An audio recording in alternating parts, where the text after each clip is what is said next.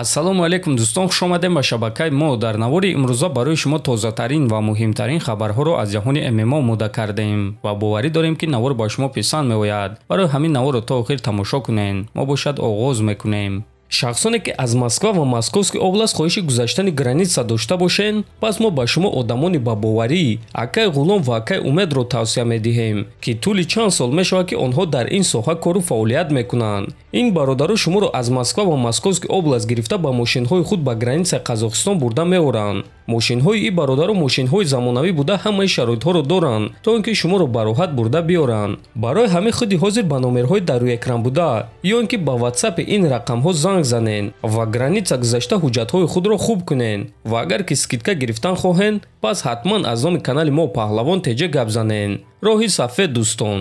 комментатори машҳури UFC Ҷо Роган ба Александр Волконовский баъди мағлубият дар муҳориба зидди Ислам Махачев маслиҳат дод ки ба муҳорибаҳо зуд барнагардад.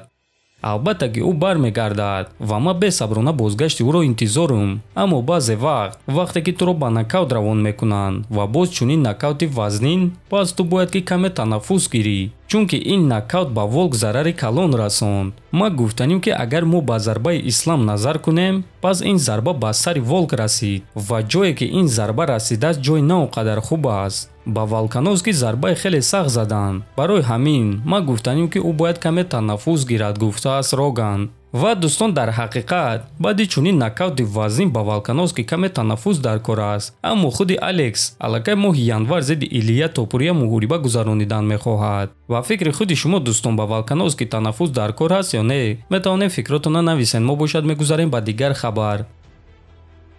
чемпиони вазни сабуки UFC Ислам Махачев баъди ғалаба дар реванш зидди Волконовский якчанд рекордҳои нав гузошт ва ҳозир мегӯем ки чӣ гуна рекордҳо. Ислам Махачев ягона ҷангоре ҳаст ки дар муддати 12 моҳ, яъне расу 1 сол, 3 муҳорибаи пайдарҳам зидди ҷанговарони топ-3 паунд-фу-паунд гузаронидааст. ва ӯ на танҳо 3 муҳориба гузаронидааст, балки ӯ дар ҳар 3 ин муҳорибаҳо ғолиб шудааст. ва Ислам ин корро дар 12 моҳ кардааст, ки то ҳол ягон ҷанговар ин корро кардагӣ набуд. дар муҳориба зидди Ислам Оливейра сеюм рақами паунд-фу-паунд буд. дар якум муҳориба бо Ислам Волконовский якум рақами паунд-фу-паунд буд. ана дар реванш боша Волконовский дуюм рақами паунд-фу-паунд буд. паунд-фу-паунд гуфта дӯстон, беҳтарин ҷанговар новобаста аз вазнро мегӯянд. барои ҳамин Ислам дар 1 сол, расо дар 12 моҳ, якум, дуюм ва сеюм рақами паунд-фу-паундро шикаст додааст. боз Махачев рекорд дар ғалабаҳои пайдарҳам гузоштааст, 13 ғалабаи пайдарҳам. дар вазни сабук ҳамчун чемпион танҳо Ҳабиб Нурмагомедов 13 ғалабаи пайдарҳам дошт. Махачев аз 7 муҳорибаи охирони худ 6 ташро фавран ба анҷом расондааст. дар байни ҳозира чемпионҳои UFC Ислам аз ҳама зиёд фоиз дар ғалабаҳои фавран дорад. Махачев дар таърихи вазни сабуки UFC аз ҳама ҷангвари дақиқ аст ва ӯ дар UFC аз ҳама кам зарба сар медиҳад. ана ҳамин рекордҳоро Ислам Махачев ба даст овардааст ва ин дӯстон анҷоми карьераи ӯ нест ва ӯ боз якчанд рекордҳои дигар гузошта метавонад. барои ҳамин мо ба ӯ муваффақият орзумандем. ҷангвари UFC Саид Нурмагомедов гуфт ки бисёриҳо фикр мекарданд ки ӯ бо Ҳабиб Нурмагомедов хеш аст. пеш ҳама фикр мекарданд ки мо бо Ҳабиб хешовандӣ дорем, аммо акнун ҳама медонанд ки танҳо насабҳои мо монанд аст ва мо танҳо дӯстем. рақибон аллакай моро омӯхта истоданд. ман ҳам гӯштин гирифта метавонам ва ҳам дар стойка ҷангида метавонам. аз ҳама зиёд бо пойҳо зарба заданро дӯст медорам. гӯштин гирифтанро дӯст намедорам. барои ҳамин аз рӯи стил мо бо Ҳабиб монанд нестем.